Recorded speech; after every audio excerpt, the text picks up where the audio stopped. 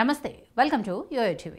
తెలంగాణలో అసెంబ్లీ సమావేశాలు వాడివేడిగా సాగుతున్నాయి. శుక్రవారం కులగణన బిల్లును అసెంబ్లీలో ప్రవేశపెట్టింది. ఈ బిల్లు ఏకగ్రీవంగా ఆమోదం పొందింది.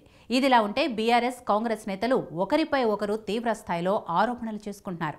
ఈ క్రమంలోనే 10 ఏళ్లు రాష్ట్రానికి నేనే సీఎంగా ఉంటా, తర్వాత మరో 10 ఏళ్లు తెలంగాణలో ఇందిరమ్మ రాజ్యమే కొనసాగుతుంది, కేసీఆర్ ఇప్పుడే కూలుస్తా అంటున్నాడు, రా చూసుకుందామని సీఎం రేవంత్ రెడ్డి గట్టిగా చెప్పారు.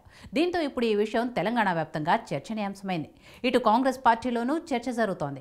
ఏ ధైర్యంతో ఈ మాట అని ఉంటారని కొందరు ఆలోచిస్తుంటే, మరికొంతమంది మాత్రం ఇలా చెప్పడం ద్వారా ప్రతిపక్షానికి ఎంత స్ట్రాంగ్ వార్నింగ్ ఇచ్చారన్న రచ్చ కూడా జరుగుతోంది. వాస్తవానికి టీపీసీసీ అధ్యక్షుడు అయిన నాటి నుంచి తెలంగాణలో రేవంత్ గ్రాఫ్ పెరుగుతూ వస్తోంది. పీసీసీ పగ్గాలు చేపట్టిన మొదట్లో అసలైన కాంగ్రెస్ వాదులమంటూ కోమటిరెడ్డి బ్రదర్స్, హనుమంతరావు, ఉత్తమ్ కుమార్ రెడ్డి లాంటి వాళ్లు విభేదించినా తర్వాత అధిష్టానం జోక్యంతో సర్దుకుపోయారు. దీంతో క్రమంగా రేవంత్ పార్టీపై పట్టు సాధించారు. తర్వాత సమిష్టిగా ఎన్నికలకు వెళ్లి పార్టీని అధికారంలోకి తెచ్చారు. దీంతో రేవంత్ గ్రాఫ్ మరింత పెరిగింది. రేవంత్ సీఎం కావటానికి కూడా ఆయనకు పెరిగిన ఇమేజే కారణం. భట్టి విక్రమార్క పోటీ పడినా అధిష్టానం రేవంత్ వైపే మొగ్గు చూపింది.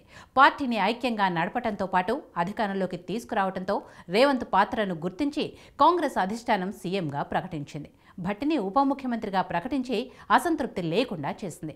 ఇక రేవంత్ సర్కార్ గతంలో కాంగ్రెస్లా కాకుండా ఐక్యంగా సమిష్టిగా పాలన సాగిస్తోంది. ఏది చేసినా మంత్రివర్గ సహచరులతో చర్చించే సీఎం నిర్ణయాలు తీసుకుంటున్నారు.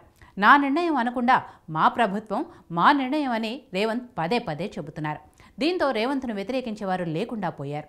ఇప్పుడు ఇదే 10 ఏళ్లు తానే సీఎం అనే ధైర్యం ఇచ్చిందని భావిస్తున్నారు. పార్టీలో సీఎం పదవి ఆశించేవారు చాలామంది ఉన్నారు. అయితే రేవంత్ ఎక్కడా వారికి అవకాశం ఇవ్వటం లేదు. కలిసి పనిచేస్తూ కలుపుకుపోతున్నారు. దీంతో అసమ్మతికి తావు లేకుండా పాలన సాగిస్తున్నారు.